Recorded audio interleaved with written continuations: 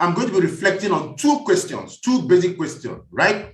And the first question is, when you look at this business, ladies and gentlemen, what do you see? I want you to ask yourself, what do you see? When you look at this business, what do you see?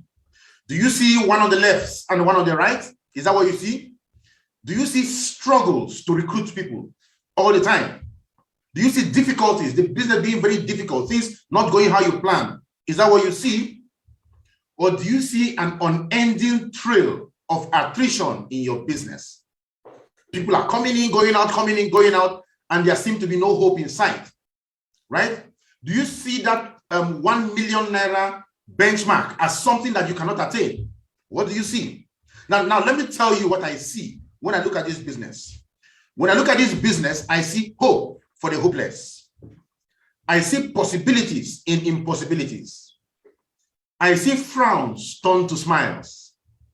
When I look at this business, I see dreams manifesting. When I look at this business, I see possibilities of touching lives. I see love developing in families. I see generational wealth being created. I see bliss in homes.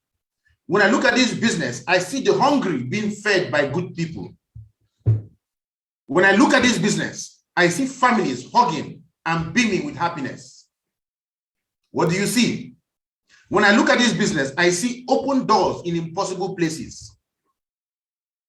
When I see this business, I see the vastness of possibilities and the power God has given to us to touch lives. So, gentlemen and ladies, what you need to understand is very, very simple. The money is only a byproduct of what you see. If you want to win in this business, you need to refocus your vision and begin to see bigger, begin to see deeper, begin to see spiritually. Because for many of us, we're just looking at what comes to us immediately. And because of that, we don't see deep. And that is why that's the reason why the business remains what it is to you. The money you make in this business is a byproduct of what you see. Second question I'm going to reflect on today. When you look at yourself, who do you see? When you look at yourself as a person running this business, who do you see? Who are you as a person running this business? Now, the mistake is that most people think that they are a body with spirits, right? That is absolutely not correct. Actually, what you are is that you are a spirit in a body. That is what you are. As a human being, you're a spirit being, right? And I'll prove that to you. You see, after God made man, after God created man, there was no life in man, right? Until God breathed life into him. The body was there, but the body was doing nothing until the spirit was put into the body. And that is what animated the body. So you need to understand clearly that the spirit animates the body. It is important you understand, because some people say, why are you going metaphysical right now? It is important you understand that you are spirit first. If you don't understand that you are spirit first, then you won't be able to reach your potential as the human being God has created. And the potentials and the capacity and possibilities for you in this business will only continue to remain vague. You will not see it, you will not attain it, right? So I ask that question again. Who do you see when you look at yourself in this business? We are talking about transferring beliefs. The creation story tells us who you really are, right? And how powerful you are and the mandate that you are meant to satisfy. When God created the world, God said, let there be birds of the air, let there be fishes in the water, let there be animals on the land. But when God created you, God did not say, let there be. God summoned his divinity. God said, let us make man in our own image and likeness. Let him have dominion over all the world, right? He said, be fruitful, multiply, fill the earth and subdue it. That's the mandate. That's the divine mandate. Be fruitful, multiply, fill the earth and subdue it. God made you to be like him. God made you to be a co-creator. God made you to be powerful. You are an embodiment of power. You are an embodiment of possibilities. You are an embodiment of hope, of goodness, of capacity that God has put in you to dish out to others.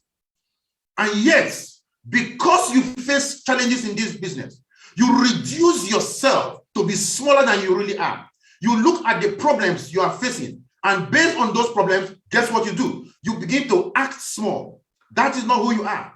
God made you to be powerful, right? You see, the devil was able to deceive man, right? By making him believe that he lacked godly attributes. That was what the devil did. Adam's first sin was not disobedience. No. People say that Adam ate the apple and blah, blah, blah. No. The first sin Adam committed was not disobedience. Gentlemen and ladies, the first sin Adam committed was calling God a liar, right? And I will tell you how he did that.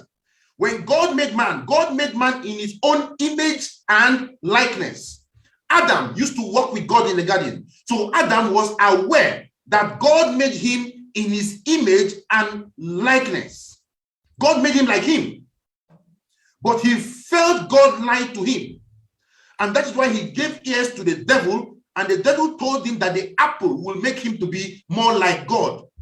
And because Adam felt God was lying to him, that he made him like him, yet here is this guy telling him the apple will make you more like me, more like God. Adam decided to eat the apple, thereby calling God a liar. Adam was already like God. He never needed the apple to be like God because he was already created to be like God. And the reason I brought this up is because this is still the most effective script used by the devil today. The devil makes you feel that you don't have power and you don't have control. For each time this happens, I want you to remember who you are. Remember who you are. Your nature as a person fabricated by God, fabricated in the image and the likeness of God, is power in itself. You have what it takes to transform your life. You have what it takes to transform your business. You have what it takes to win in this business. What that means is that you have everything to win. The divine mandate of being a conqueror is in you, and you need to realize that. So I want all of you to go to the chat room now, and in the chat room, I want you to type out, I am worthy of success, right? I am worthy of success in 2022. Type it down.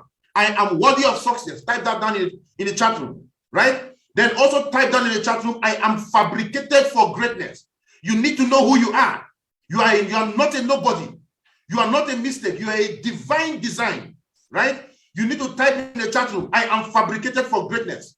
Also type there in the chat room, I am unstoppable. Type it out there in the chat room, I am unstoppable.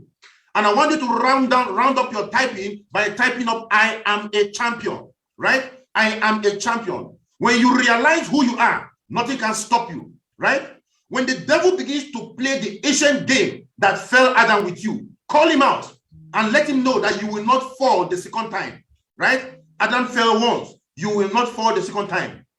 You're a divine construct with a mandate to go dominate the world and subdue it. Don't perform less. Don't let anybody make you think you are small. Your mission on earth is not to play small. God does not play small. You should not play small, right? Now, I'm going to run this up by letting you know something. Our deepest fear is not that we are inadequate. Our deepest fear is that we are powerful beyond measure. It is our light and not our darkness that most frightens us. Your playing small does not serve the world. There is nothing enlightening about shrinking so that other people won't feel insecure around you. We are all meant to shine as children do. It is in all of us, right? Not just in some of us.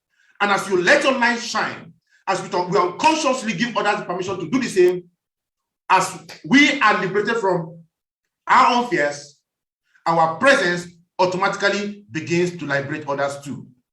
Gentlemen and ladies, what is in front of us in 2022 is an amazing year, right? It is the year God has given to us to take.